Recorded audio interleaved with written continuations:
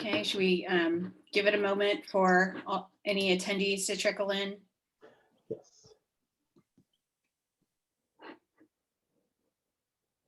All 2 attendees. Okay. I am calling this meeting to order. It is 12:02 p.m. This is the East Bay Community Energy Executive Committee meeting. Today is Friday, February 26th, and we're holding this meeting via teleconference pursuant to the state's shelter-in-place orders. So first off, I will ask the clerk to please call the roll. Yes. Director Arreola. Present. Director Lopez. Present. Present. Director Mai. Director Mai. Director Cobb. Yes, here. Thank you. And Chair Martinez. Thank you very much, Mr. Chair. I am here.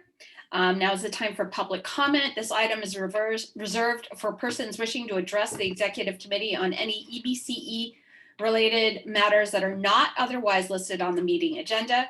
Public comments on matters listed on the agenda shall be heard at the time that the matter is called. As with all public comment, members of the public who wish to address the Executive Committee are customarily limited to 3 minutes per speaker. If you're joining us on Zoom, please use the raise hand feature if you'd like to be recognized now. Or if you're dialing in, use the *9 on your keypad to raise your hand. But before we get to folks who are raising their hands here in the meeting, I'll check with the clerk to see if there are any submitted online comments for public comment. There are no submitted comments. And I'm looking at the list of attendees and I don't see any hands raised. And so I will close public comment at this time. Next up, we have the approval of minutes from January 29th, 2021. Do any members have any items to pull for discussion, correction, or do I have a motion?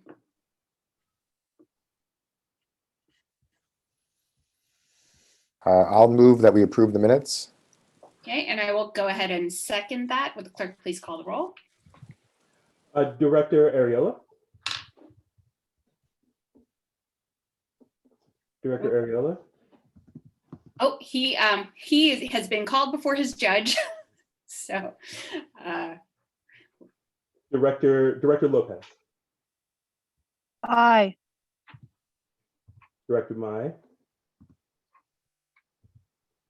Director Cobb. Aye. Chair Martinez, excuse me.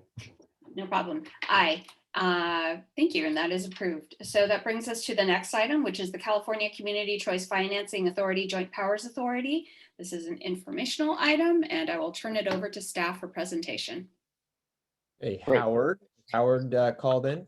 I'm sorry, and I see Director Lily May has joined as an attendee, and can you please promote her, Adrian? Welcome, Mayor May.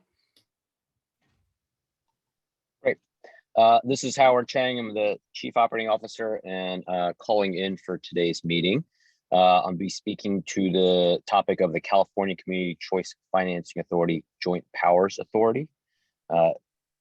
This is an informational item. We've, of course, presented a few times to the Executive Committee and the Finance Subcommittee on the topic of the energy prepay. And so this is specifically a bond issuance conduit that would be necessary for purposes of the prepaid transaction. So let me give you a little bit more information on the structure, and I'll just note that we are intending to also bring this same item as an informational item to the Finance and Procurement Subcommittee in March, which I believe that time is still being finalized. And then we anticipate bringing it forward as an action item to the full board in March for approval. And if necessary, I think we can probably push it to April, but at least the plan for right now is to bring it forward in March. So just as a brief recap on the prepay structure itself, the energy prepay structure is a structure that we are currently in the negotiation and diligence process on with Morgan Stanley as our counterparty. where we would basically take advantage of our tax exempt status, be able to do a bond raise that is not on EBCE's balance sheet for the purpose of prepaying a commodities transaction, most likely a long-term renewable energy PPA, and in return receive a discount over the life of the PPA based off of the kind of spread between a tax exempt a debt rate and a taxable debt rate. And so this issuance, this bond issuance conduit is necessary because it takes the financing off balance sheet. And the reason, and I should say, there are market available issuance vehicles. So, sort of issuers for hire, so to speak, where you can go pay a already created JPA that has been formed really for the purpose of supporting these types of prepay arrangements.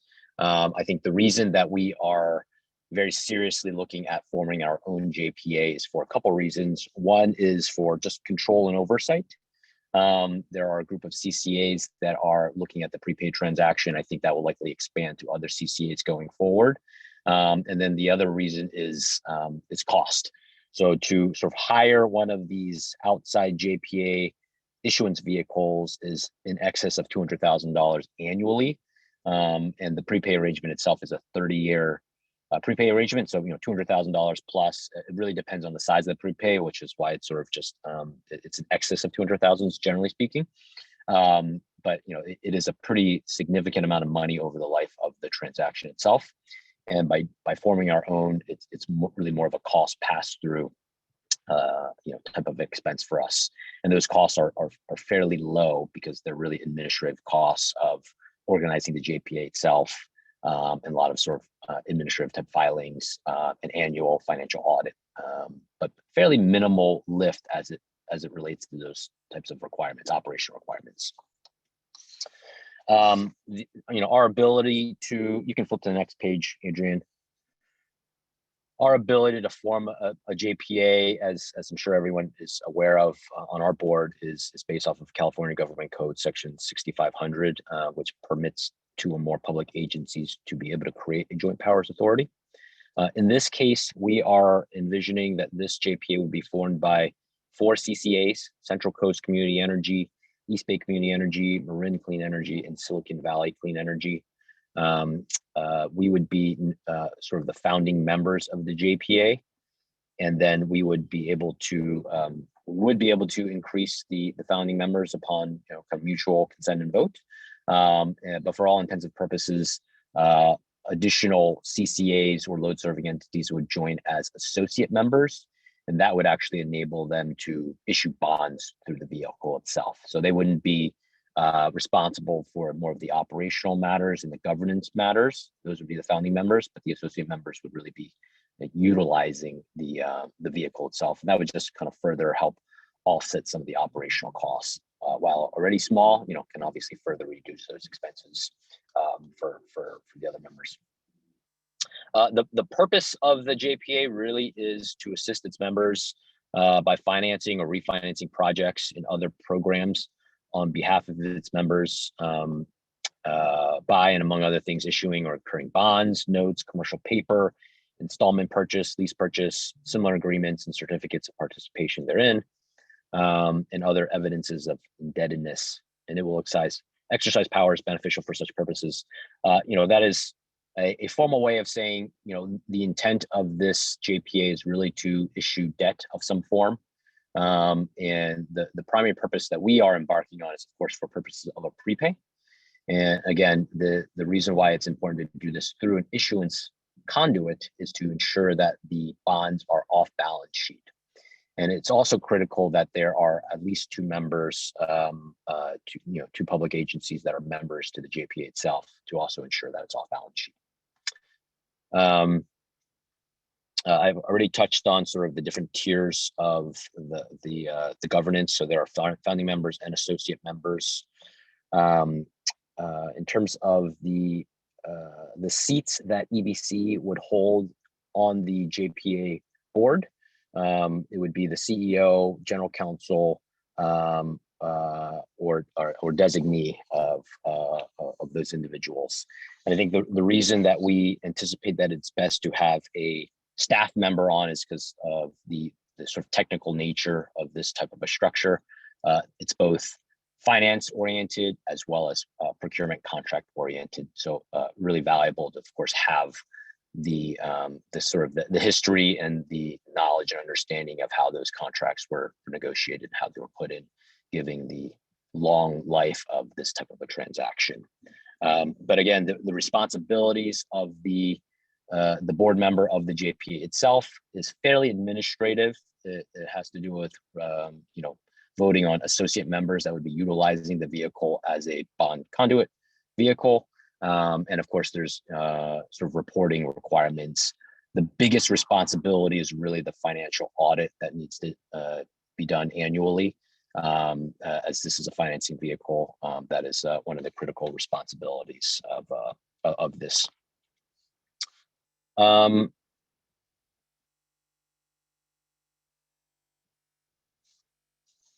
I'm just looking if there's anything else to emphasize here.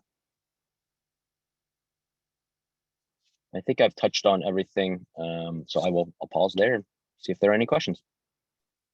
Thank you, Howard, and I appreciate staff presenting this item several times over so we could really wrap our minds around it. Although we do have a new member on this committee, so I will be sure to allow for time for questions. However, I do want to check in with our clerk and see if anyone has submitted comments on this item.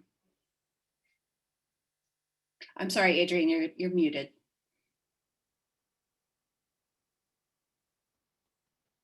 We have one person on the speaker list.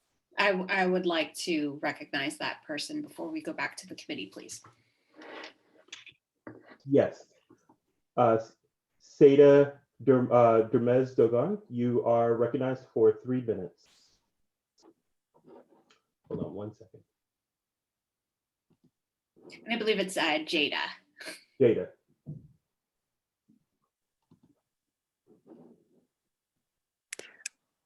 So I didn't actually sign up for this one, but the next one, item 5 and item 7. So yeah, but thanks, actually. Okay. Okay, well, we'll hear you on the next item. Thank you, Jada. And I will just check and see if anyone else is raising their hand in the attendees, and I don't see anyone. So at this time, I will close public comment, and I'll bring it back to our members for questions and comments on the CCA Financing Authority, JPA. Member Kalb. Thank you, Madam Chair. To Howard and Nick, so this is a different, is this a different JPA than the other one we've been discussing? Is there more than one multi-CCA JPA that we're looking at? That is correct. The other JPA, which has already been approved, is related to procurement itself, and so enables, I believe it's 8 different CCAs that can go and procure collectively. This is specifically for the prepay financing arrangement, so it is a separate JPA entirely. Okay, and the correspondence we received recently from IBEW was about that other one, not the one we're talking about today, correct? Correct. Okay. Okay. I don't have any questions. I probably will have questions before or at the board meeting, but I don't have any questions right now. Thank you. Thank you. I'll recognize Member Lopez. Thank you very much. I appreciate the presentation. What I'll do in the interest of time is I will take the conversation offline with staff and go through some of the mechanics of it, since this is a mid-sentence.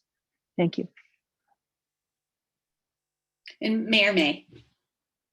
Hi, thank you. I apologize. I'm running a little bit late. I'm calling you from from Seattle right now, but I'm visiting my daughter up here. But that's what I was just going to ask, was we had received that correspondence, and I was pretty certain it was pertaining to the previous JPA discussion. I just wanted to clarify and verify that. So I appreciate Commissioner or Chair Kyle for clarifying that for me too.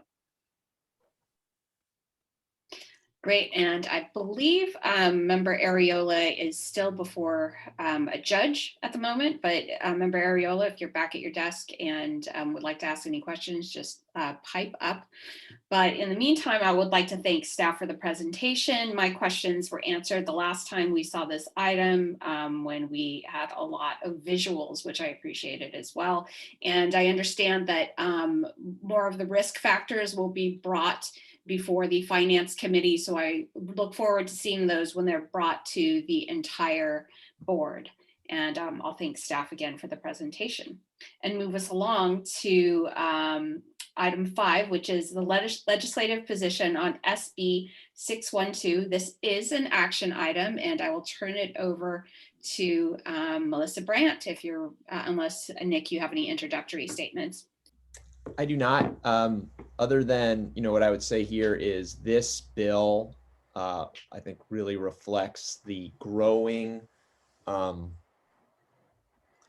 influence in the legislature of CCAs to have a budget committee chair author a CCA bill and to have so many co-sponsors, for what is currently still a legislative intent bill is not actually that common. And again, I think just speaks to the fact that we as CCAs are growing in our credibility in the legislature. And so, I think it's just it's an important demonstration of that fact. Great. So good afternoon, everybody. Today before you is an action item. I'm recommending that we take or that ABCE board takes a support position on SB 612, which is a Cal CCA sponsored bill authored by Senator Portantino. As Nick mentioned, he is the chair of the Senate Appropriations Committee and a legislator from Southern California. He introduced the bill on February 18th, along with quite a long list of co-authors, both on the Senate side as well as the Assembly side. There are more co-authors as we speak. More folks are being approached and asked to co-author, and so that list is growing every day. In EBCE's service territory, both of our Assembly members, Bauer Cahan and Assemblymember Lee, have been co-authors to the bill. So what is this bill about? Essentially, it is ensuring through the legislative forum that what parties have agreed to in the PUC forum regarding spreading the resources that are in the utilities legacy portfolio, that those resources get spread equitably among all customers who are paying for those resources. So essentially, one of the things that Cal CCA, along with Southern California Edison and Commercial Energy, had proposed to the Commission back in February of 2020 was a proposal that would do this, and it would give investor and utility, CCA, and direct access customers an equal right to receive the legacy resource products that were bought on their behalf if they're paying the cost of those products. It would require the CPUC to recognize the value of greenhouse gas-free energy, which today does not have any recognized value in the PCIA, and also any new products that may arise in the future should also get their value accounted for when we look at cost responsibility for these above market legacy resources. It would also require the investor and utilities to offer any remaining excess products from these legacy resources that aren't taken either by their own customers, by CCA customers, or by direct access customers to the wholesale market in an annual solicitation. So the idea is, let's make sure that the folks who are paying for these resources can access them. And should there be leftover resources, let's make sure that those get sold in the market. It would also require the investor and utilities to transparently solicit interest from legacy resource contract holders in renegotiating, buying out, or otherwise reducing costs from these contracts where possible. So it may not be possible, but you can at least ask the counterparties whether they might be interested in changing the terms of those contracts in order to reduce cost to customers. So, so that's essentially what the bill is trying to accomplish.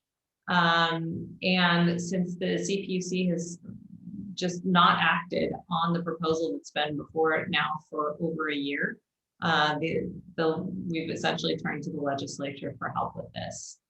The bill right now is actually an intent bill, so the language is only a few sentences, but it's expected to be amended within the next couple of weeks as Senate rules allow to add additional detail. So everything that I've just described to you will be amended into the bill. And I think that's probably a good overview of what the bill is trying to do.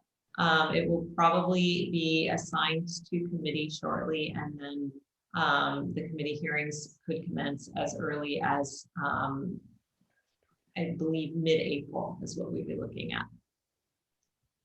I think that if EBCE takes a support position, that will be really helpful as we continue to discuss this bill with our delegation. If we're going to seek their support, it would be good to know that we actually support the bill. Thank you, Melissa. I will look to my colleagues for clarifying questions at this time. And Adrian, would you kindly stop screen sharing? Thank you. And I'll just check in with Member Cal. Thank you, Madam Chair. Thank you, Melissa, for the presentation and for all of your work and the other CCA, Cal CCA on this. So obviously the bill, we don't have bill language yet. Who do we expect to oppose the bill, and what would be their primary reasons, both publicly and behind the scenes? So we do have the support. Well, I shouldn't say that in the legislative forum. In the PUC forum, we have the support for this proposal from SCE and from Commercial Energy. PG&E at the last hour had their own proposal. So we could anticipate that PG&E could oppose this bill on the grounds that they don't like this mandatory allocation of resources that they've procured to other entities. They have historically transferred some of these attributes, as you're well aware, as the board has approved whether or not to take certain attributes, but it's been at their discretion on a year-by-year basis with a lot of time lags. And so what that does is that makes it hard for us to predict, and it makes it possible that there's a lot more double procurement happening for some of these expensive compliance items. So, so this would provide greater certainty, but PG&E has been averse to moving forward on that. You could anticipate that other folks that are typically supportive of PG&E in the legislature, such as IBEW, could feel similarly, but we don't actually, nobody's really stated a position opposed to the bill at this time. So it's unclear whether those entities will actually weigh in or whether they'll stay neutral. Okay, it's early. People are going to weigh in one way or the other.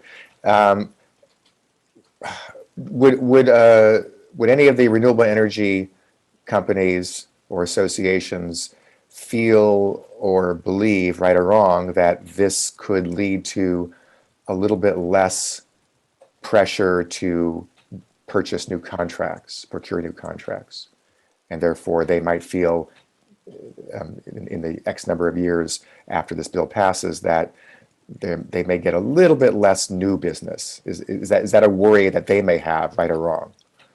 So I think Cal CCA has been reaching out to a lot of the renewables associations and socializing the bill language with them. I think the primary concern that had been raised was what does the provision about renegotiating contracts look like, legacy contracts?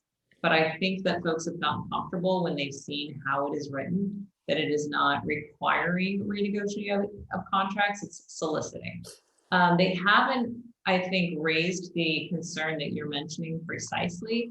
And I think that based on our ambitious goals, since we are going above and beyond the level of compliance, that's actually a much better signal to them that making this system work in an affordable way for our customers is actually enabling us to do more of this kind of contracting. Okay, so the worry that I suggested, you don't feel they're going to have that worry. That's not the sense I'm getting right now. Okay, so if that changes, please let us know like right away so we can be aware of that and help deal with that and such. Because that would be the biggest one of the biggest concerns I have is do they feel this is going to undercut them with future procurement? And it shouldn't, but I could see that perception. And we don't know where turn, or do we know where turn or you say you don't know where IBW is. Do we know where turn might be? Did they give any sense in the legislature, in the PUC, where they would be on this kind of thing? They have not indicated yet where they are. We have socialized it with them, so they're aware of it, but I think they haven't yet decided where they fall. Okay, I know I don't see Nancy Skinner on this list of initial co-sponsors, and I realize it's still early. Have we reached out to her specifically and had a conversation with her yet? We EBCE haven't reached out to any of our delegation yet because we wanted to wait for our sense of where we stood on the bill. But we plan to do that in the next couple of weeks, assuming that we decide to support the bill. Okay. Okay, thank you. All right, do I have any other clarifying questions from my colleagues? I don't see any hands raised, so I will just ask my question, Melissa. So you had mentioned that the intent of this bill is for ratepayers to have access to that energy that they've paid for through the PCIA, and that excess resources would be sold in the market. Can you tell me at what point they would be sold and by whom? Would it be by the original IOU, or would it? Okay, wonderful. Okay, that answers all of my questions and concerns. So thank you for that. And now I will look to public comment. I know that we had Jada Dumas already submitted a card, so you can go ahead and call in her first, Adrian, and then for other electronic submittals, go ahead and call those through, and then we'll do the raised hands. Hi, thank you. This is Jada Durmaz-Dogan with Local Clean Energy Alliance and East Bay Clean Power Alliance. Actually, Barbara Stebbins wanted to make a comment about this item, but she has to attend another meeting, so I will read her comment. The California Alliance for Community Energy, a statewide community choice advocacy organization, urges the executive committee to take no position today on SB 612.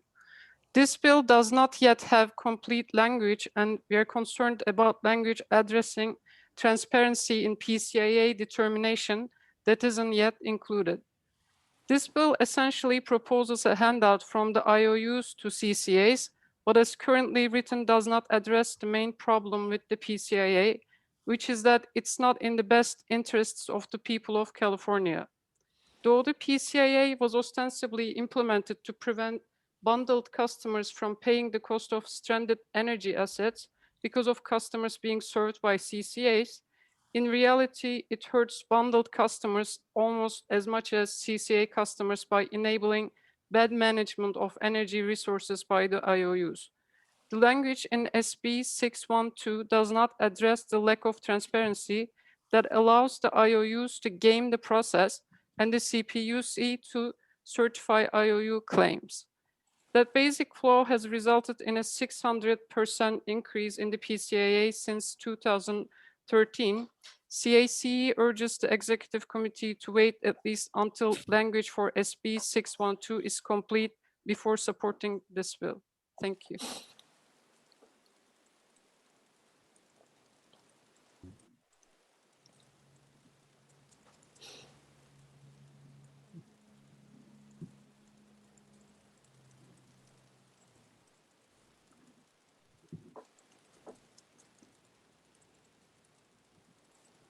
we have another speaker, Adrian?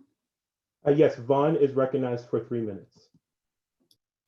Yeah, I just need a definition. What's a legacy resource, and what's a attribute? I'm not familiar with those terms. Sorry. Did you hear me? Yes, may I answer? Thank you. Yep, go ahead, Melissa, you can answer. Okay, so the legacy resources are resources that were contracted for or purchased by the utility prior to prior to a CCA forming and its customers going elsewhere. And Do you have an example? Like a dam or a peaker site or what? Something like that? so there are resource, Diablo Canyon is actually one resource that comes to mind very easily. But any of the generating resources that the utilities invested in, as well as their extensive renewable contracting. They have quite a number of contracts for renewables, solar and wind projects, for example. Okay, thank you. And I think there was a second part to your question. It was, what's an attribute? I know what an attribute normally is, but you mean like something is to our benefit as opposed to writing off as some charge, but Yeah. Thanks. So an attribute here, for example, could be that it is it qualifies for the renewable portfolio standard, or that it provides resource adequacy, or that it is greenhouse gas free energy. Okay, thank you, Melissa, and thank you, caller. And we will go ahead and end the public comment portion of this item, and I'll bring it back to my colleagues for discussion. This is an action item, and staff is proposing that we take a support position on this item. I will just jump in with a real quick question first. Melissa, if we, when is language expected to be completed on this, and what's our timeline for having to make a decision on taking a support or a watch position? Yeah, so the language has actually already been developed. It is just waiting now for the appropriate time when the Senate rules allow the bill to be amended. After a bill is introduced, one has to wait typically 30 days to amend. It looks like they're shortening that window. So it could be amended sooner than 30 days likely, but we're still waiting to finally know when that date is. The benefits of taking a support position now are that we can immediately begin to meet with our delegation on this bill and let them know that EBCE supports as we ask them to co-author the bill. If we can wait, but then we lose that opportunity prior to the first hearing in the Senate Energy Utilities Committee. Right, and how transparent is the draft language? Is that already up, posted? So it is not posted with the bill yet, but it has been distributed to a number of stakeholders and is available, and I can distribute it as well if folks would like to see it, but it's not part of the bill language yet. Okay, thank you. And I'll bring it back to my colleagues for questions and comments. Hi. Go ahead, Dan. Yes, that's sorry. What outreach has been done? I realize it's still relatively early. What outreach has been done to the environmental community who typically might weigh in on some of these kinds of bills? So I will say that outreach has all been done by CalCCA, not by individual CCAs to date. I know that they have reached out to a broad range of stakeholders, but I don't know specifically which environmental organizations they've reached out to. Okay, so just for clarification through the chair, I can't recall what our authority is in terms of the executive committee or not.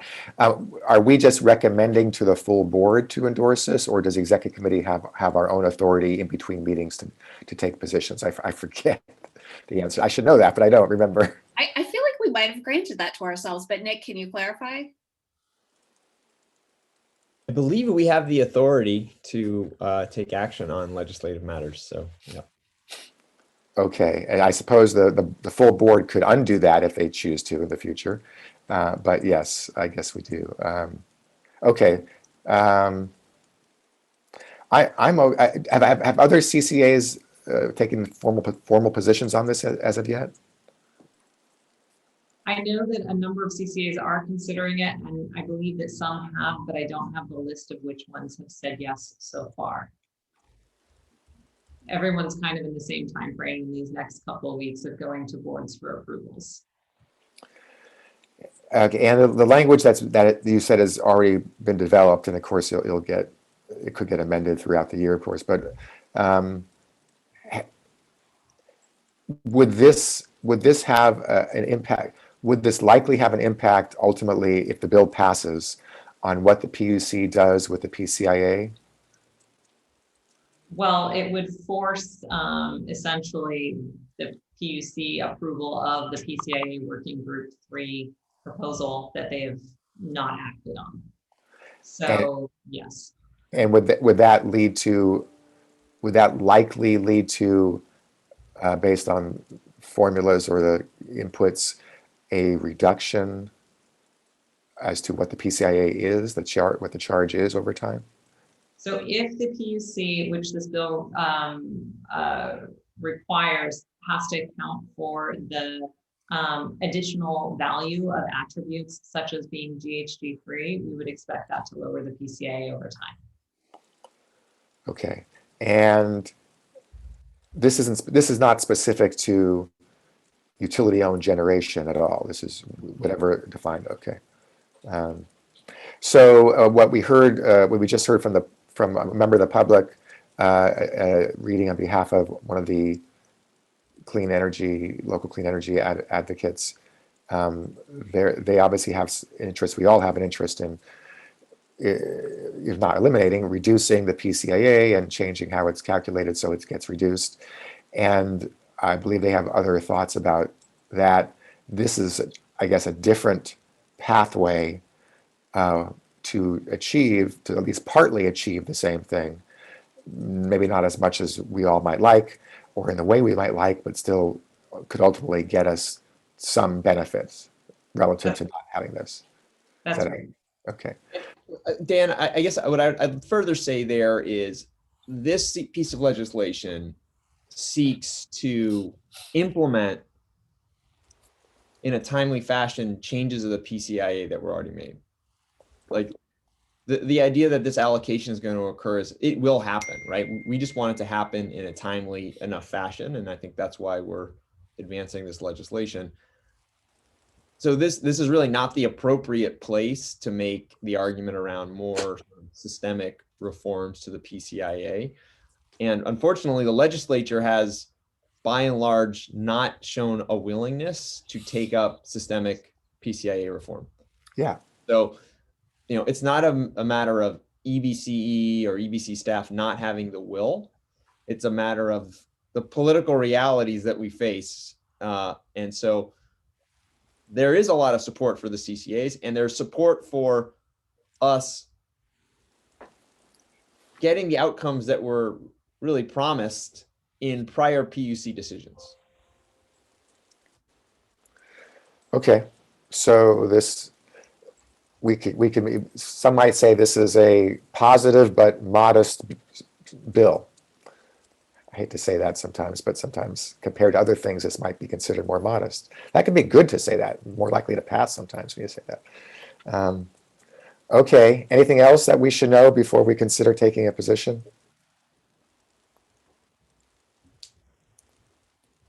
I would say it's unusual to have this many co-authors on a bill, on an intent bill, which just goes to show that the offices that have seen the language have been impressed and think that this is something they can get behind. Right. Okay. Oh, go ahead, Dan. No, I mean,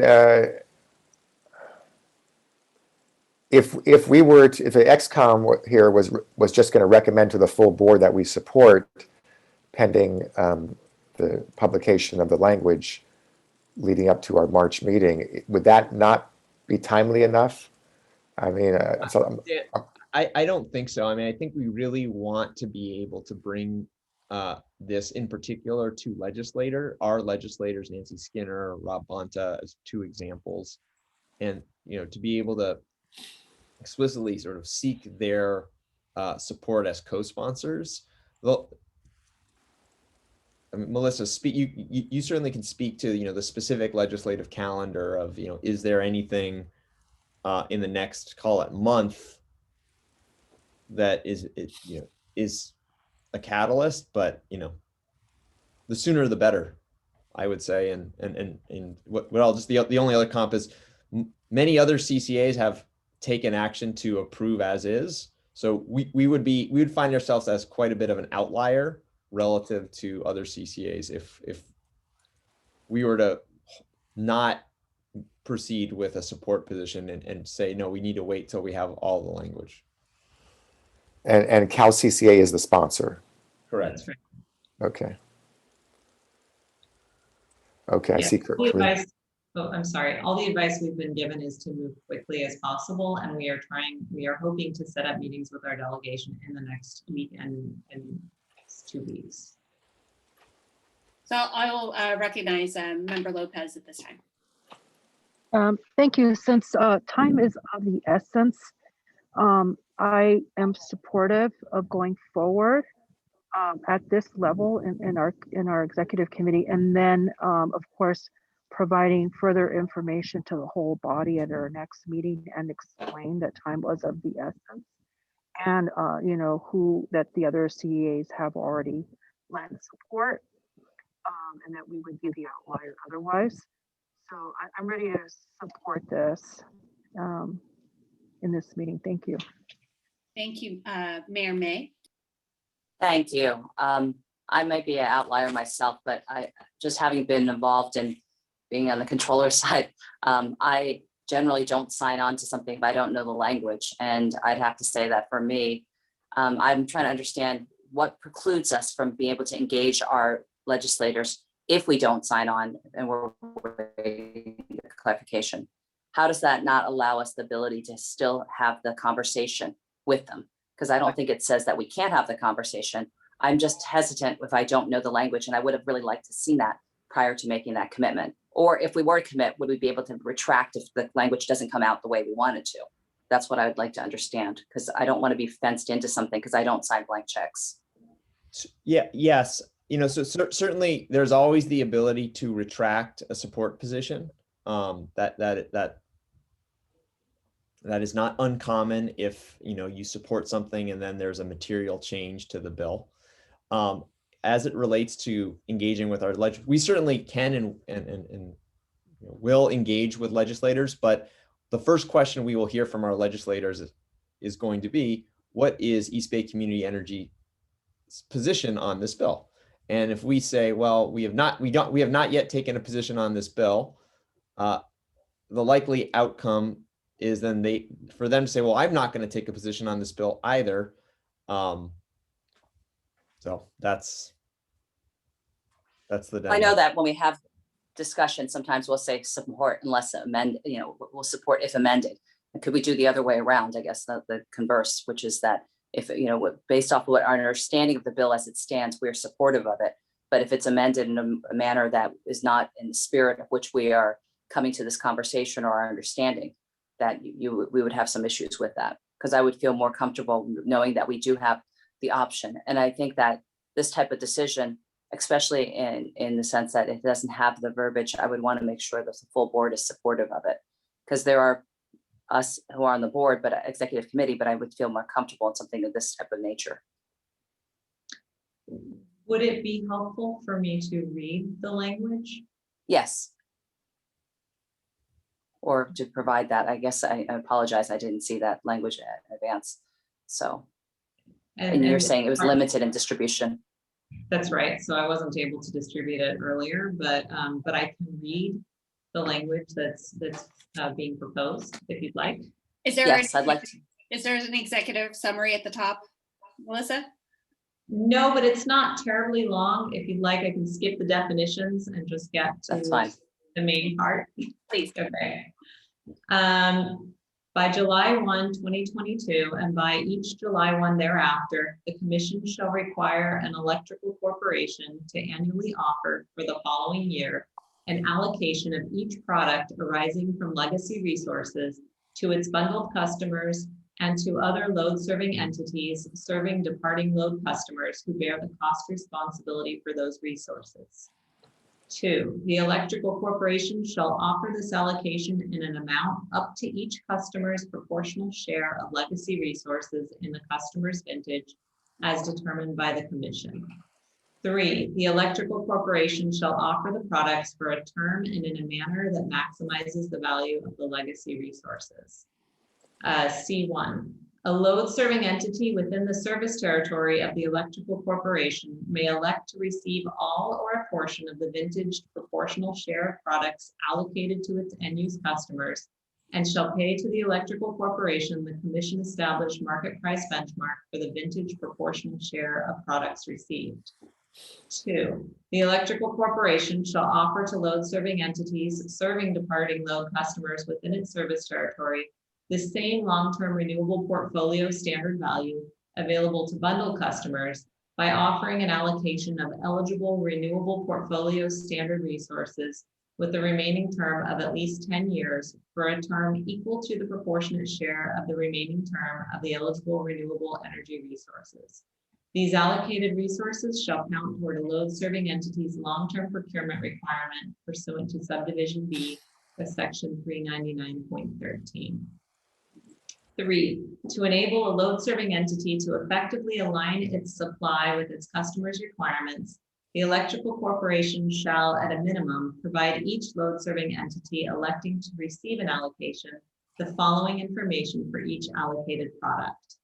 A, not less than 7 months before the beginning of the production year, the most recent 3-year historical production data for the allocated products and the estimated annual production profile by vintage and resource type in all hours. B, within 15 days following the end of each production month, actual production data for the prior month. D1, an electrical corporation shall offer any products allocated to departing load customers that a load-serving entity declines to elect to receive pursuant to subdivision C in the wholesale market in an annual solicitation. All revenues received through the annual solicitation shall be credited toward reducing any non-bypassable charge for all distribution customers of the electrical corporation. 2, the Commission shall recognize and account for the value of all products in the electrical corporation's legacy resource portfolio in determining any non-bypassable charge to be paid by departing load customers. There's one more section later on that amends a different portion of the code. That's just one paragraph here. Each electrical corporation with an approved plan shall conduct a request for offers from any party to an existing electric purchase agreement at that party's full discretion to modify the agreement to reduce the electrical corporation's total procurement costs on a present value basis over the remaining life of the contract, and that is recovered from both bundled and departing load customers as defined in section 366.4. Each electrical corporation shall issue a request for offer on January 1st, 2023, and by January 1st of each odd-numbered year thereafter. The electrical corporation shall publicly report the results of the request for offers in its annual proceeding for review of contract administration pursuant to paragraph 2 of subdivision D, identifying the total cost to customers without disclosing competitively sensitive price information for individual contracts. The Commission shall determine in its annual proceeding for review of contract administration pursuant to paragraph 2 of subdivision D, if the electrical corporation's actions or inactions in response to the request for offers were reasonable and in the interest of bundled and departing load customers. Mayor May, do you have any additional Thank you. comments based on the language? No, thank you. I'm glad that it's read to record, and if we could get a copy of that, I feel more comfortable that our board, once it's available, does get a copy of that. It does seem like it allows for credit, and then also a process by which they can be recognizing if they should decline that and have it revisited every other year. It sounds like on the odd years. And so I'm comfortable with moving forward if I can. I just wanted to be able to understand that better. I do want to just leave the option, though, if for some reason it dramatically changed, that we would then still have the option. And certainly I would defer while we're making the decision as the executive board. If the majority of the board should choose otherwise, I would support that for the majority to have their option to be able to weigh in too. Very good. Yeah, I think that we as a complete board would always have that option to remove ourselves from a support position if a bill was not turning out to the way we expected. And before I recognize you again, Member Calb, I will check in with Member Arreola. And I know you joined us mid conversation, but we were just, we had Melissa do the hard work of reading all of the published language of the bill, Senate Bill 612, which we're considering a support position on, because there wasn't a wide distribution of that language to the public. So we, she kindly read that all to us. And if you have any questions about that language or about the bill itself, I would like offer you the floor right now. Thank you. I'm familiar with the bill, so I'm ready to proceed on it. Thank you. Very good. And then Member Calb, did you have further comments or questions?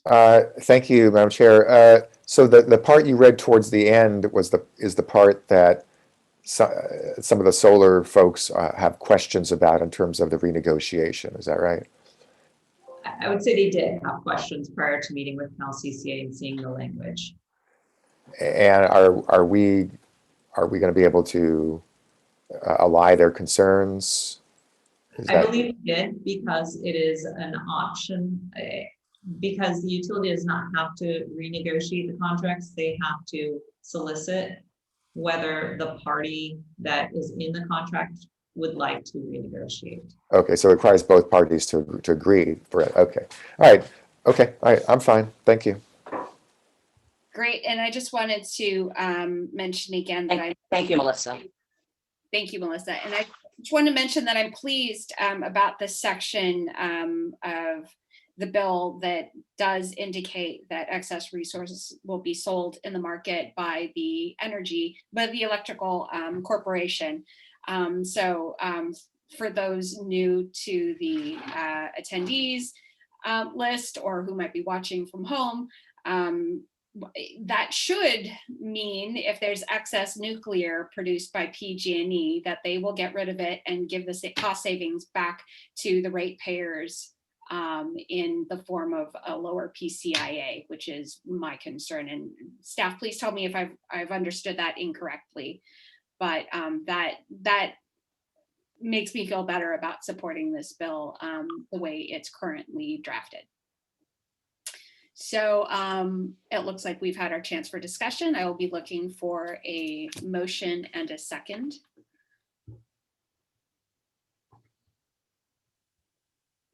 I'll move that we support the bill as proposed, and that we report this action to the full board at our next board meeting. I'll accept that. We have a motion by Member Calb and a second by Mayor May, and we will be reporting this to the entire board if this motion passes. So, Mr. Clerk, please call the roll. Director Arreola. Yes. Director Lopez. Aye. Director May. Aye. Vice Chair Calb. Aye. Chair Martinez. Aye. Passes unanimously. Thank you. And I'll just ask the clerk to just please attach the language that Melissa read into the record to our minutes for this meeting. And I'll obviously for whatever is available at the time of the next full board meeting, please attach that to that agenda. And that moves us to item 6, which is our legislative update, an overview of relevant introduced legislative bills. And I believe this is still Melissa. Madam President, Madam Chair. Yes. Just on the bill language, I think we should just make sure it says draft all over it until it gets in print. Very good point. Yeah. Thank you. Okay, thank you. Item 6.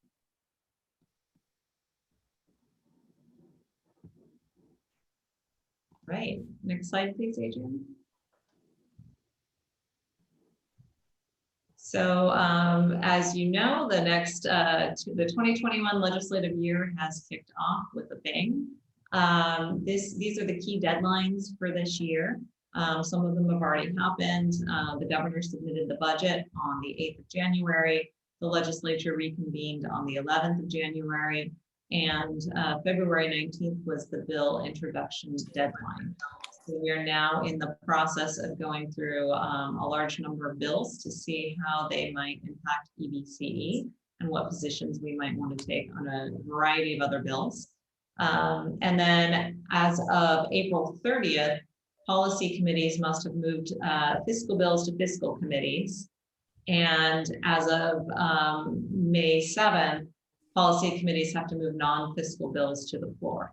So bills are going to be moving in a very short period of time, and hearings will be taking place in March and April. And then fiscal committees move their bills to the floor in May. In June, each house needs to pass the bills introduced in that house. By June 15th, the budget bill must be passed. And then in July, by the 14th, policy committees are reporting bills in their second house. By August 27th, fiscal committees have to move bills to the floor. By September 10th, that is the last day for each house to pass bills. And the governor has until the 10th of October to sign and veto bills. It's going to be an aggressive calendar this year. Legislators were asked to submit fewer bills because of the ongoing challenges with COVID. One of the big challenges the legislature is actually having is actually being able to have the rooms to hold the committee meetings. And that's just because they have to take a lot of extra precautions and they have to clean the rooms between meetings. And so that's actually been quite a constraint. Having said that, there are still a lot of bills this year that apply to EBCE that we're going to be following. Next slide, please. So I tried to pull out some of what I saw as the key energy themes emerging in 2021. We're seeing a number of bills addressing building decarbonization. We're seeing a theme around clean energy and storage, and that kind of applies in a few different capacities, technologies, counting rules, and new tariffs. And then de-energization is another theme that we're seeing. Not as much as in years past, but it's still a theme this year. Grid reliability and resource adequacy is a big theme again this year. No surprise given the recent blackouts that we had. And then central procurement continues to be a theme this year as well. One theme that I think didn't quite make it on the list when I put these slides together, but we've seen a few more bills trickle in also, is equity issues for our customers. Next slide, please. So here I wanted to provide an overview of some of the bills that from an early scan look like they have the potential to affect us and that we might want to watch and consider at some point taking a position on. AB 33 has actually been withdrawn by the author, so I won't discuss that one. AB 64 is a bill by Quirk.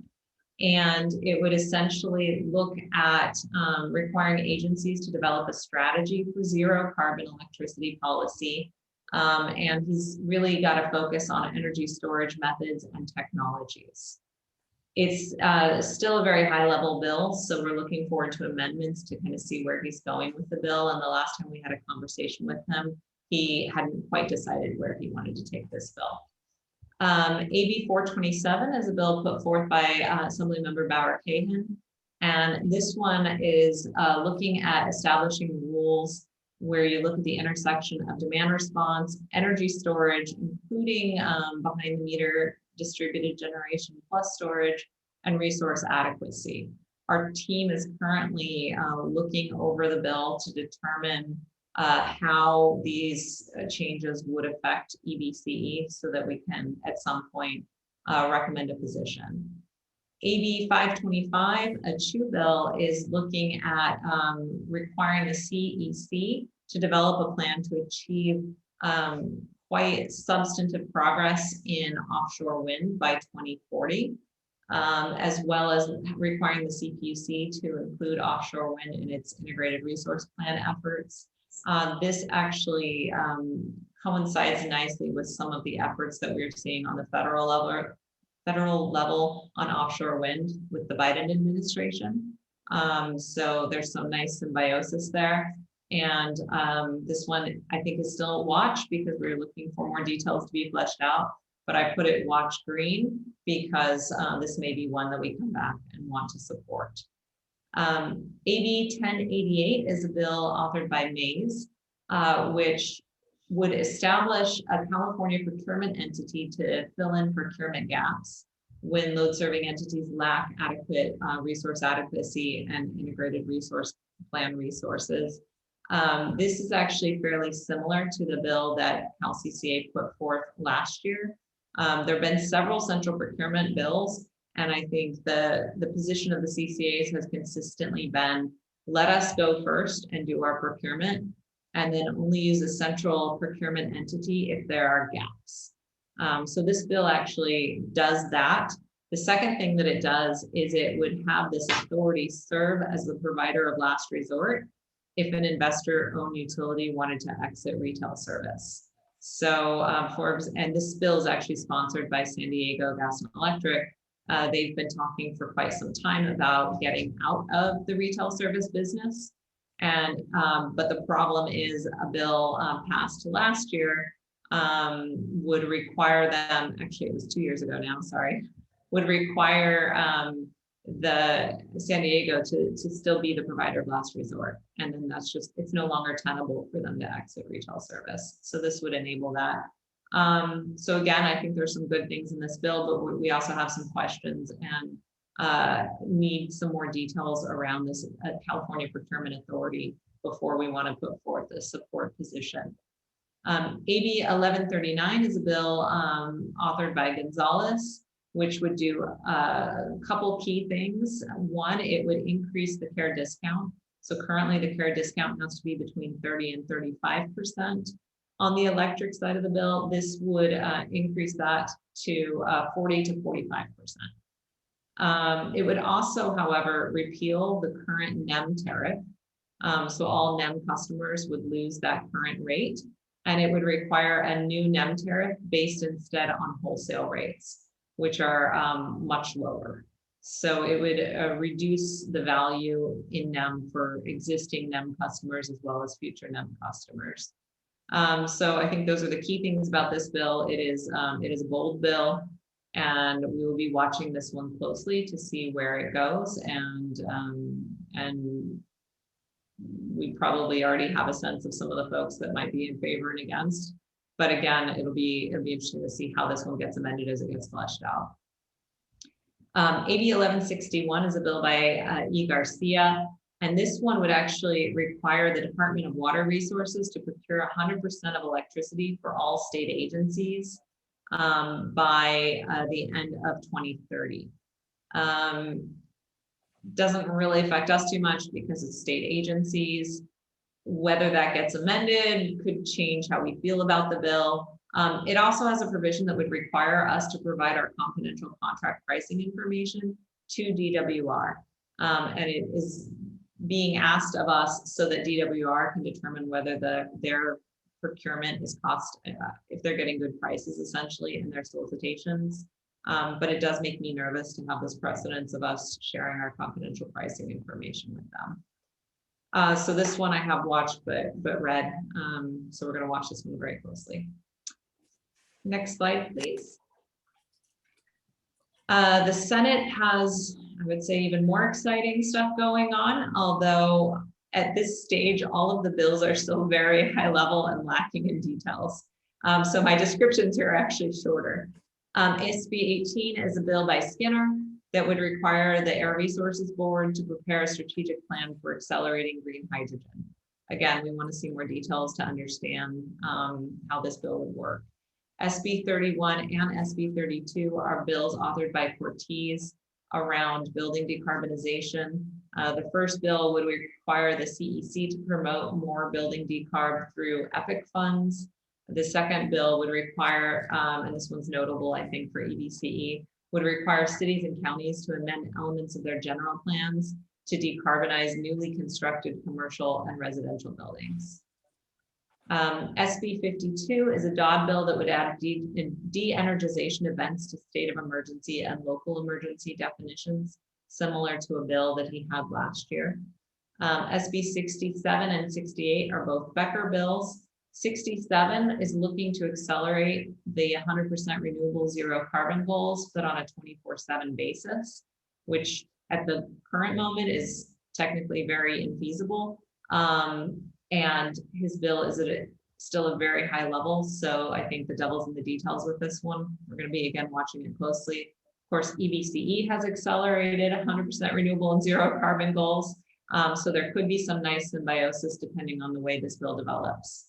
SB 68, building decarbonization. He's seeking to reduce barriers to upgrading electric service panels, which is one of the things that is holding back building decarbonization right now. SB 99, the DOD bill, another one that I think is key for some of our cities. It would require the CEC to develop a grant program for local governments to develop community energy resilience plans. So I think this is one that our cities may be interested in, and we'll be talking with our city staff about. SB 345 is another Becker bill that would require the CPUC to define non-energy benefits and incorporate that into evaluations of distributed energy resources. I'm very curious to understand more about what the author is trying to achieve here. I have a couple different theories, but would like to learn more firsthand from the author's office. And so we've reached out to learn more about this one to see whether it fits nicely with some of EBCE's goals or whether he's trying to accomplish something else. SB 423 is a Stern bill that would require the PUC to ensure that LSCs like EBCE maintain RA reliability during extreme events. And so this one we're watching closely to make sure that it's not done in an inefficient way that would unduly increase CPUC jurisdiction over our procurement or mandate specific technologies versus looking at the needs and giving, load serving entities the flexibility to meet those needs in the most cost-effective way for our customers. SB 529 is a spot bill right now, but it's about centralized RA. You may recall Hertzberg had a spot bill about centralized RA the last 2 years as well. So we don't know what his intentions are right now, but because it's Hertzberg and it's a spot bill, we'll keep an eye on it. SB 533 by Stern is a microgrid bill that would require IOUs to collaborate with CCAs on microgrid development. That seems positive. It would also require the CPUC and CAISO to finally develop a methodology for counting resource adequacy from distributed energy storage. This is something that parties have been asking for a very long time. So this one I have as watch and green, we may get to support. And then finally, SB 612 is the Portantino bill that we just talked about. So that's what's happening right now. Next slide, please.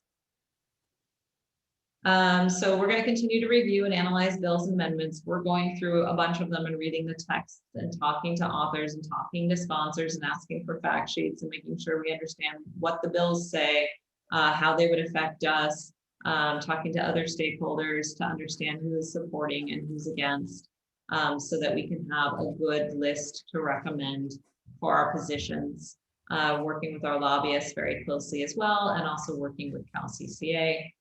And then of course, we're also monitoring the governor's budget request. He requested 1.5 billion for zero emission vehicles. It seems like it may be very hard for him to get that full request this year. There've been a lot of folks questioning different aspects of it. But because we're also very focused on zero emission vehicle programs, this is an area we're going to continue to pay a lot of attention to. And then finally, we're going to continue collaborating with CalCCA on SB 612 and any other legislative efforts. So happy to answer any questions. Great. I'll look to my colleagues, and I see Member Kalb has his hand raised. So go ahead, Dan. Yes, I do. Thanks. Thank you, Melissa, for that presentation. I have a couple questions on a couple of these bills. on,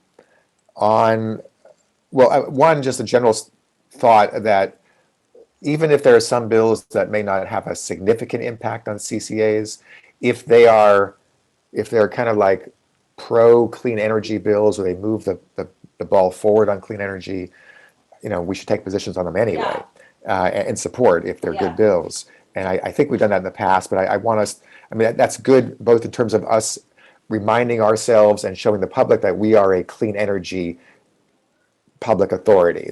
We are like, that's why we exist, that's what we care about, and we want to move that ball forward in the legislature, even if it doesn't have a huge impact on CCA operations itself. So that's one kind of given, I would suggest. Also, some bills, not all bills, but some bills that are authored by authors within our service territory. And I'm looking at, I just kind of quickly read over Rebecca Bauer-Cahan's bill 427. It's not a spot bill, so I just read it just now as you were talking. Maybe I'm missing something, but it seems like a pretty good bill.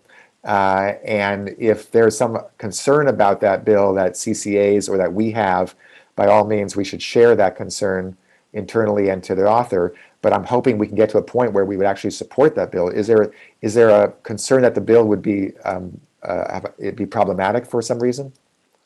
We're still analyzing this bill, so we've had our staff looking at it. We are also reaching out to partners who have been part of the bill development, just trying to understand the mechanisms a little bit more to see whether we straight support or whether we'd want to see any amendments to make sure that it achieves what it's setting out to achieve. There was a similar bill a couple of years ago that wouldn't have really effectuated the change that was intended. And so I think that's what we're going for here. We just want to make sure that if this bill passes, that it actually does something positive. And so if we can be part of helping the bill get there, that's what we want to do. And who do we know who's sponsoring this bill? Or I suspect that it's CALSA, because they were the ones that sponsored a very similar bill 2 years ago, but that's part of what we're trying to find out. Yeah. Okay, I would just ask or suggest to staff, to you all, that we evaluate this one sooner rather than later and see if we could get on board early in the session. It may be a good bill ultimately, and it'd be great to support one of our legislators who covers our service territory, part of our service territory. So that's that one. And then the way you described 1139 suggests to me that I don't like this bill. Now, again, I did not read it. I only heard what you said and read this very brief thing. But the sense I got was, oh, I don't like that. So is there a reason why, who's sponsoring that bill is one question, 1139. And are other CCAs concerned about it? Who's likely to be against the bill? So AB 1139 was the one that increases the care discount and decreases the NEM rate. I think that, yes, CCAs are taking this bill seriously and trying to understand it. Essentially what you're seeing play out both at the CPUC and at the legislature is a conflict between rates, particularly rates that low-income customers are paying, that are going up with time fairly significantly in California, and the need to continue to support them, or our solar customers. And so, yeah, that's really kind of the two sides to this. And so IBEW, I believe, is the sponsor of this bill. And I would suspect that the solar parties will hate this bill. Will what? Will hate it. Bill. Yeah. So I mean, it sounds like the care discount is the sugar to attract people to the bill, and the hurting the NEM customers and the small solar folks as part of that is what they really want to do. And I don't think we should. I think we should support our solar allies in this and not be taken in by that. Again, it's early on, I know, but it seems like that bill is a bad idea. So that's my concern. And then you're already looking at 533, so that's already on your plate. Those are all the questions I have. Thank you. Thank you. And I see a hand raised by Mayor May.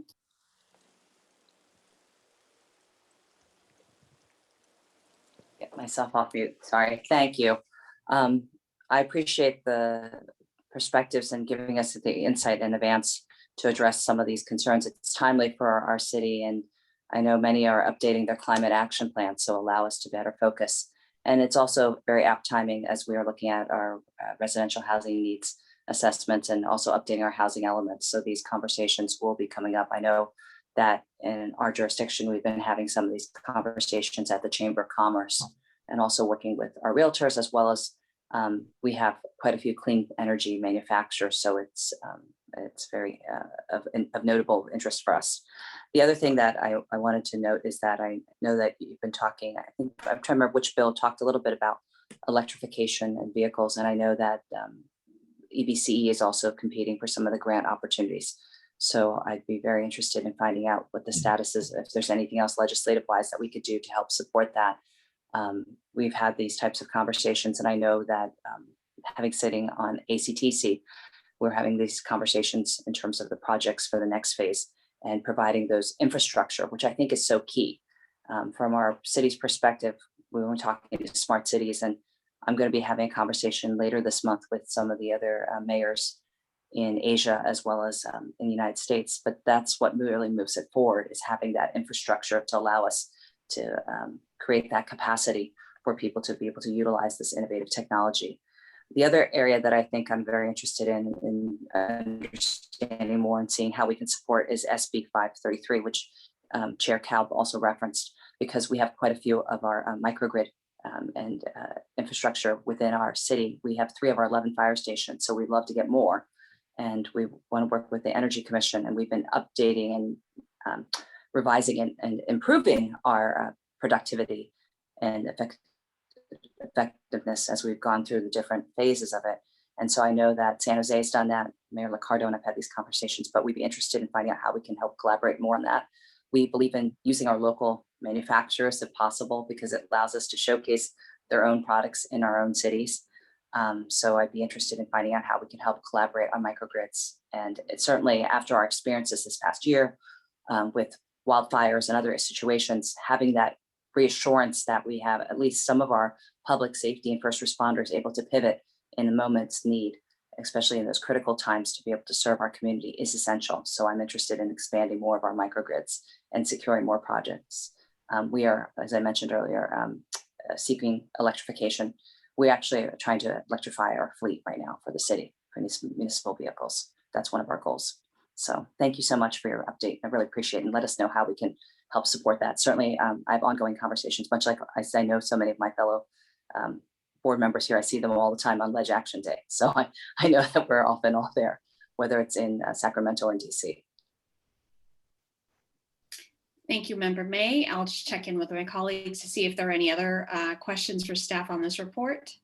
I don't see any raised hands, so I will check in with our clerk and see if we have any electronic submissions for public comment on this item, which is an information item.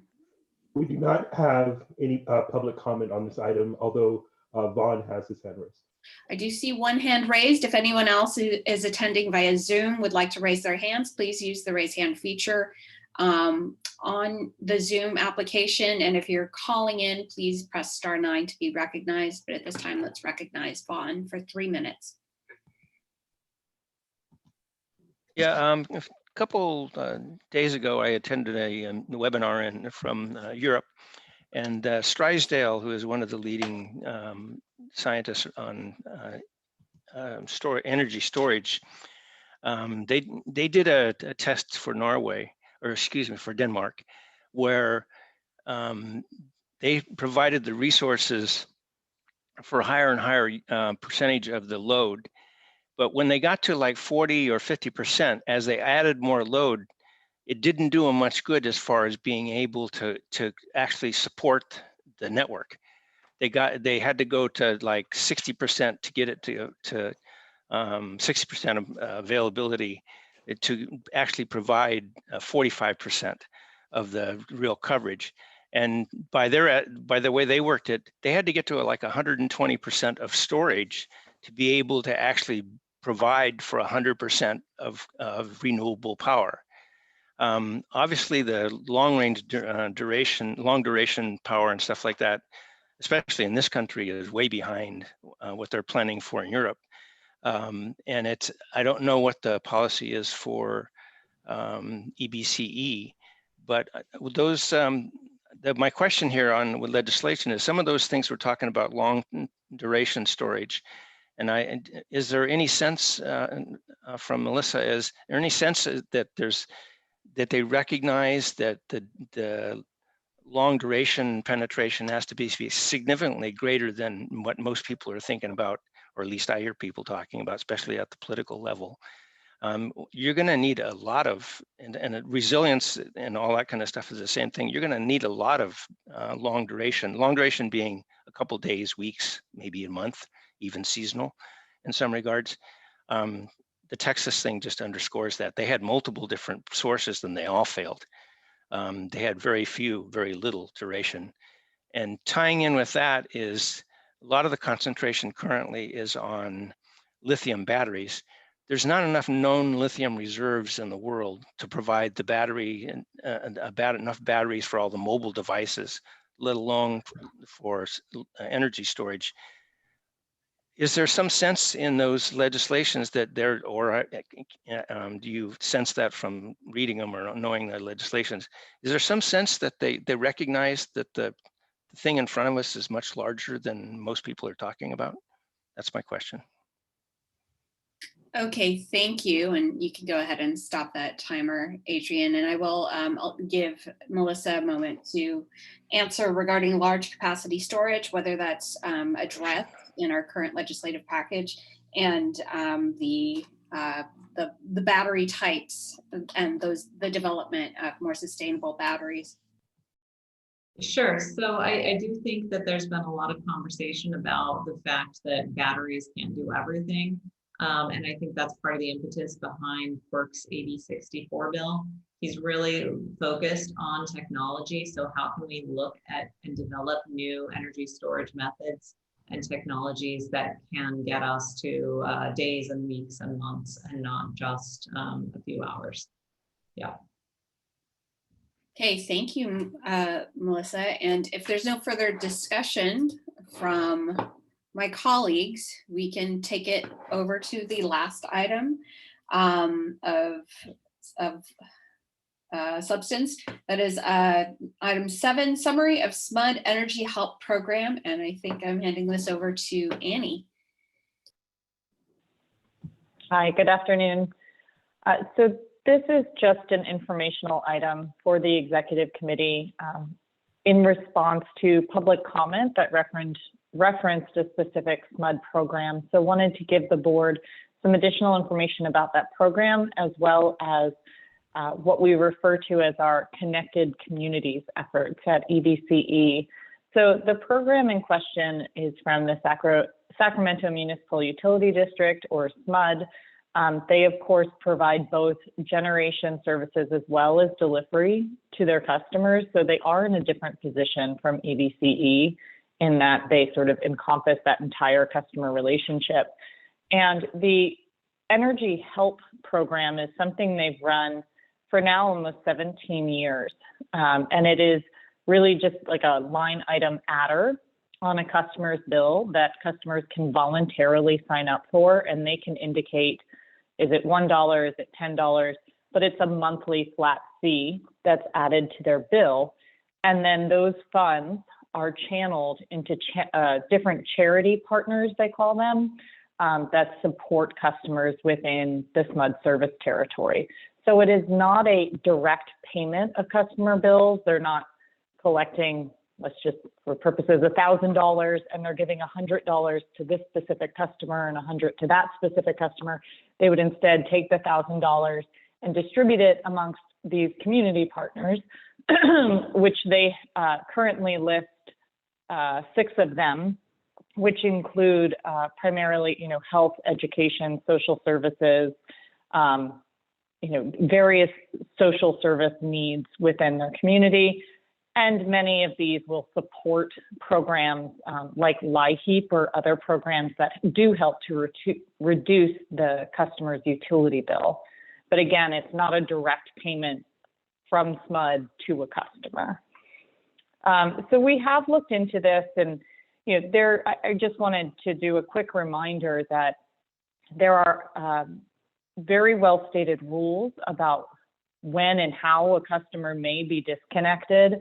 It's electric rule number 11 for those that really want to dig in. And it requires various notices are given to a customer depending on certain characteristics of the customer. It might require someone to actually go and visit the home. And this is, again, within our territory, all done by PG&E. So there's notices, there's calls, they must offer a customer the ability to go onto a payment program. And all of these things have been, since the initial shelter in place nearly a year ago, all of these have been put on hold. However, we know that they're going to get reinstated come July of this year. So the disconnection moratorium that's been in place will go away. And we know that there are a lot of people out there with debt. I was on a meeting last Friday, and it is assumed, I believe I'm getting these figures right, that PG&E has about $1 billion in uncollected debt. And something like 300 million is from care customers. And that, of course, is for their total service territory, not just EBCE. So it's full service territory. 300 million from care customers who are, you have to meet certain income qualifications to participate in care and FARA.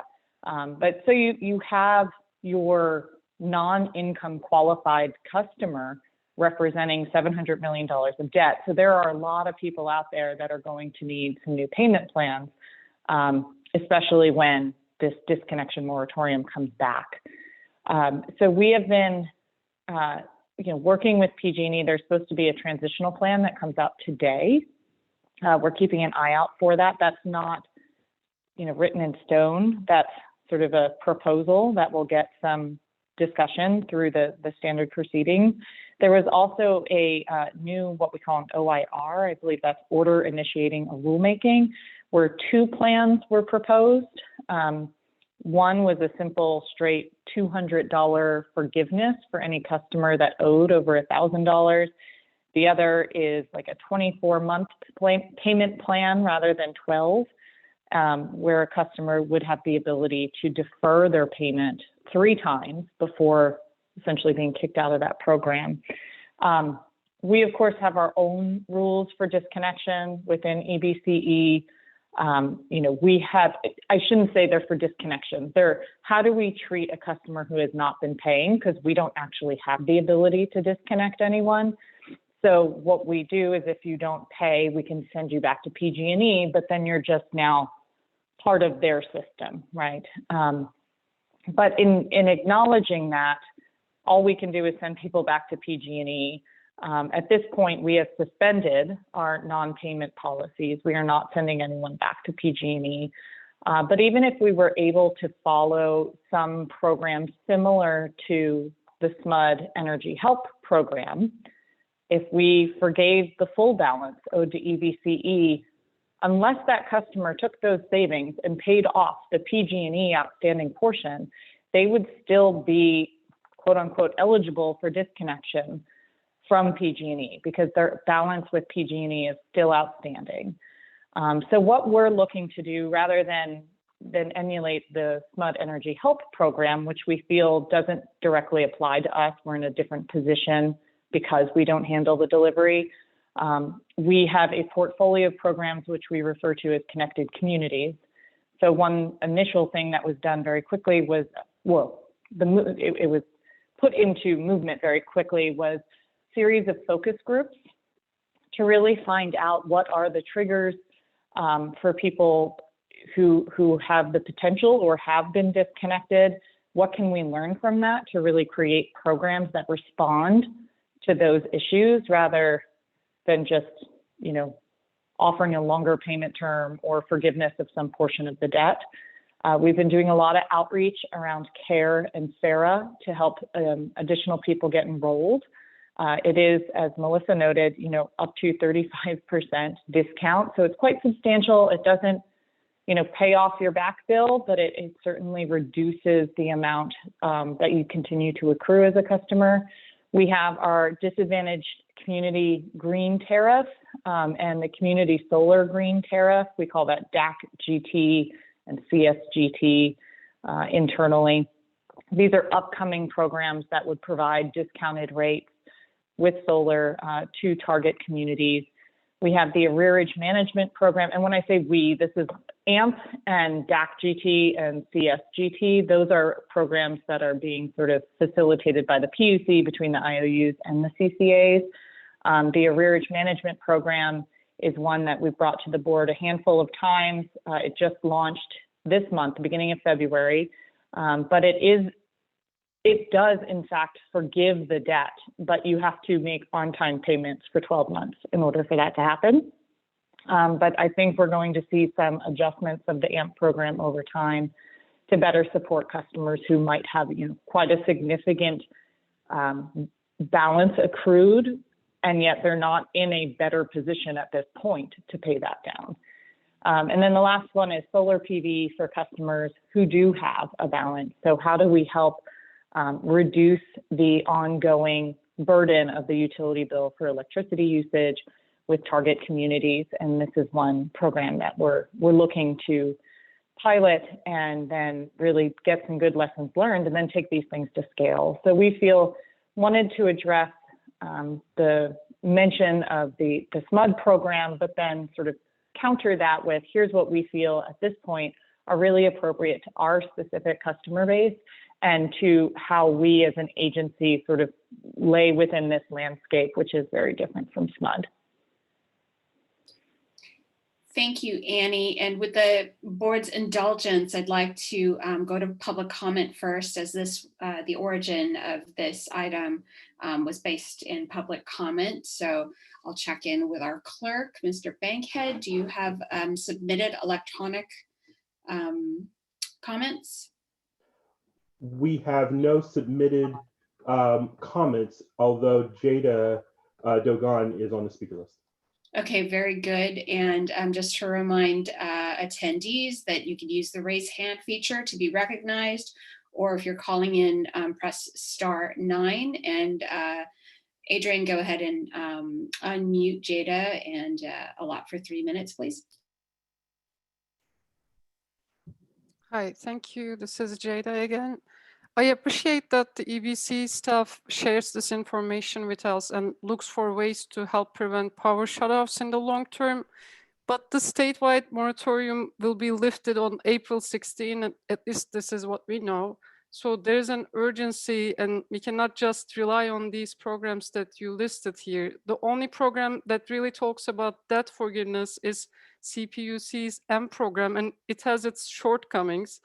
The first one is that the program requires people to pay their bills, even though they're in the program because they were not able to pay their bills in the first place. So you're making this assumption that everything went back to normal and people now somehow have money to pay their bills. Also, like CPUC says, customers who miss 2 consecutive monthly payments or 3 non-consecutive monthly payments will be removed from the program.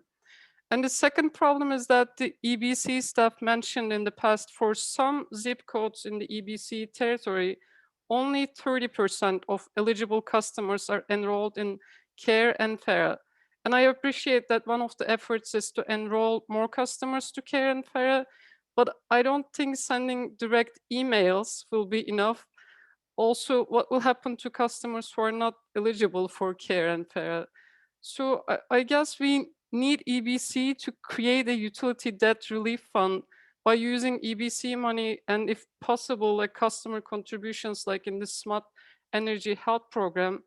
Also, I think there needs to be a fund for nonprofits to facilitate enrollment in CARE and FARA, because as I said earlier, I think sending emails is definitely not enough.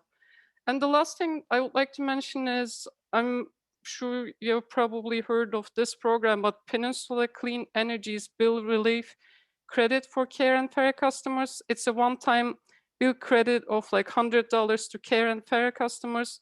It's certainly not enough, but one thing that I really liked about the program is that customers are enrolled automatically, and they don't have to submit an application, which could be a barrier in some of the cases. So thank you. Thank you, Jada. And I'll just see if I see any more hands raised. I do not. And so I will close the public comment portion of this item, and I will come back and I'll recognize Member Lopez. Thank you very much. I think this is very useful information, and thank you to staff for bringing it forward in this meeting. I would actually like to see this information come to the full board as an item in the near future.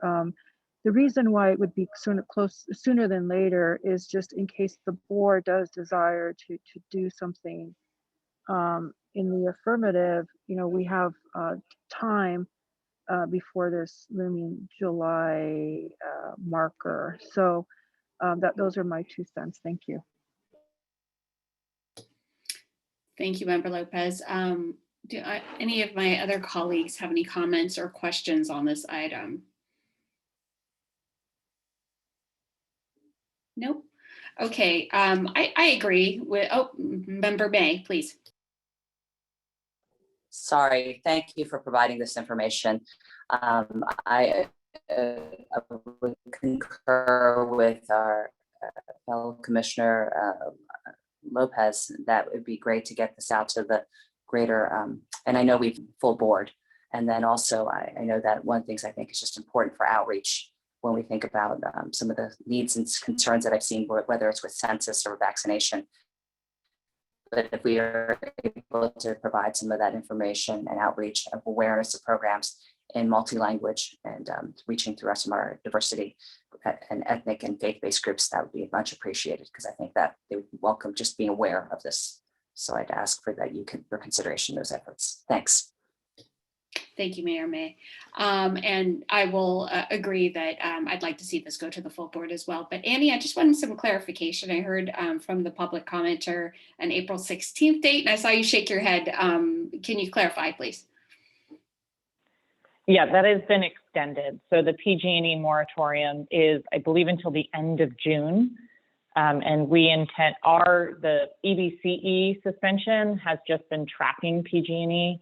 So in our next board meeting, or in the April board meeting, we'll be asking the board to extend our suspension of these non-payment policies to match where PG&E is.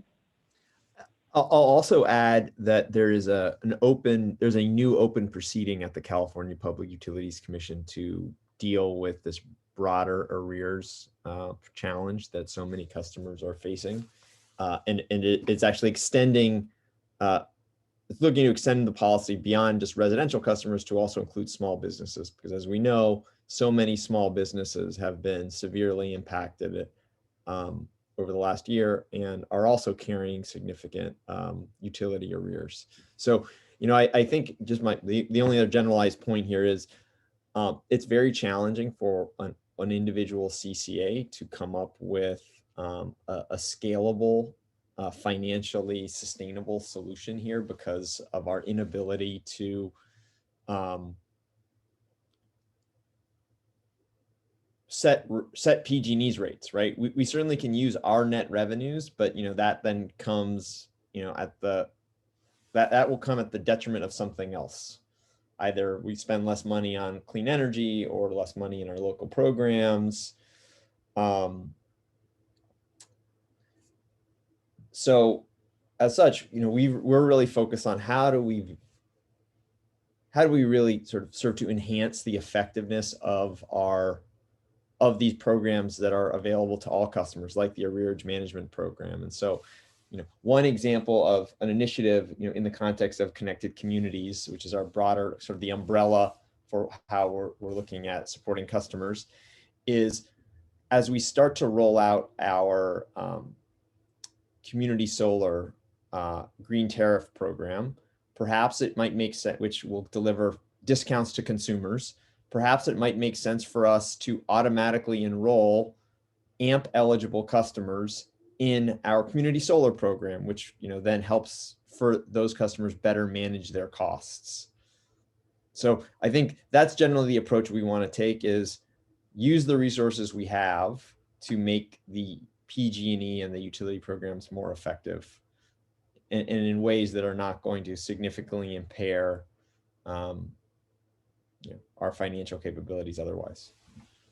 I appreciate that, Nick. And certainly, I think it's smart to focus on those broader sustainable programs. But I would like this to go to the board with some sort of option for one-time relief for those folks who are trying to dig themselves out of that hole come July 1st, so that they will be able to take advantage of that AMP program and pay that bill every month. If there's, if there's just, I'd love Stafford to offer among the menu of what we could do, a debt relief fund that would just hit those folks who are really the most impacted, and and it may be, that nexus of people who will be able to, use the AMP program and take advantage of those other broader sustainable programs with just a bit of help. And really help them to stay above water, just as staff did. And I appreciate the efforts of staff so much in really pivoting with some of our local development funds that we weren't able to spend due to the pandemic, and really getting those out into the community. I think that this would serve the same purpose, just helping folks with that one-time push to keep them from losing electrical service right before the hottest part of the year and fire season. So just a clarifying question there. So given the timeline of the current extension, and we're also now going into the budget setting, would you like staff to bring something forward in advance of setting the budget, or to sort of take this as a directive as we're considering setting our budget for next year, to say, let's think about setting aside some amount of funds, and we can do some analysis internally to say, okay, we want a debt relief program. Perhaps we want a program that integrates with AMP, whereby, if somebody is on AMP and they miss a payment, there are a variety of strategies, but I'm just curious, how would you like us to? I'd love to hear from my colleagues. Me personally, I think that the most impact we could have is in the very near term, just the way we were able to help with PPE and food banks when the time was ripe. But I will open it up. I see Member Lopez has her hand raised. Yes, I concur that this is something that's very timely and important, and the individuals that have been impacted likely also have other encumbrances, for example, rental payments due, and such. So I think to be most effective, there's something that should be speeded along and not done in a more methodical way, because these are extraordinary times. So, we can't really, get very academic about it or overly analytical about it. I think that the times require us to have affirmative action at a time when it's absolutely necessary to do so. Thank you. I want to give JP a chance to respond. Thanks. I just wanted to mention one of the things that we will go through when we go through our upcoming local development review is to talk through in detail what we're doing with connected communities. I did want to highlight that we have been doing focus groups with customers who have arrearage and have been disconnected, and talking to these people about what their challenges are and what solutions we may be able to bring to bear that can help them in this need. So we've done a first set of focus groups. Those are Zoom. They're not in person, but we've been working with our consultant EJ Solutions to go into the community and identify people. And we've provided laptops and Wi-Fi hotspots to people who don't have Wi-Fi or laptops, so that we can increase the participation rate in people who are really struggling. And that's provided some really great insight into us, into how these programs can work and where people's struggles lie. So I did want to mention, that's, I feel like we're trying to talk to the actual people who are really struggling now and understand, how best we can target our programs. And, Arrearage Management Plan is now a solution, and we're talking with people about how that can best work for them, or DAC GT, or our other offerings. So I think, this is certainly something that we can explore, and also just wanted to highlight that, we are out talking with our community and people who have been expressly, chosen because of their past struggles in paying their bills. And, we will be happy to share the outputs of that. The initial report we got back has been incredibly helpful in identifying, what we can do to help these customers who are most vulnerable. Thank you, JP. I really appreciate that. And as I was trying to express earlier, I don't think it's an either or. In this case, I think it's all of the above. I read a statistic earlier today that half of people who make under $15 an hour are on some sort of public assistance. So when the direct route is that assistance versus all of these really great programs that we are developing and should continue to develop, I think there are a lot of people that we can help not only keep their lights on, but stay housed, as Member Lopez mentioned. People have a lot of bills that are going to come to bear very soon, as eviction protections from our local cities, from the county, from the state, and from the federal government are all going to be lifted at the same time that all of these bills are coming due. So we're going to see the delayed effects of the real effects on the economy from this pandemic. And we don't want our customers to fall through the cracks. But that said, I will ask staff to use their wisdom to interpret what we've discussed today and bring us a menu of options to the full board. I'm sure everyone's going to want to weigh in. I don't want to assume that everyone's going to be of the same opinion as myself and Member Lopez, although we do have our opinions. But we should have a robust discussion amongst the greater board and see if there's a bit that we could do to help those in the most need in the short term. And if I don't have any more comments from staff or my colleagues, I'll bring it to the next item, which is the announcements. So does anyone have any announcements or anything they want to bring up before we adjourn? Not seeing anything. So I will take it. It's 1:49 p.m. and we are adjourning this meeting. And our next meeting will be on Friday, March 26th at 12 o'clock. So thank you, everyone. And a big thank you to our new members for all of your contributions today. I'm very excited about the new composition of the executive committee. And I can tell that we're going to have a lot of robust conversations and get really in the weeds. And that makes me very happy. So thank you, everybody, and have a good day.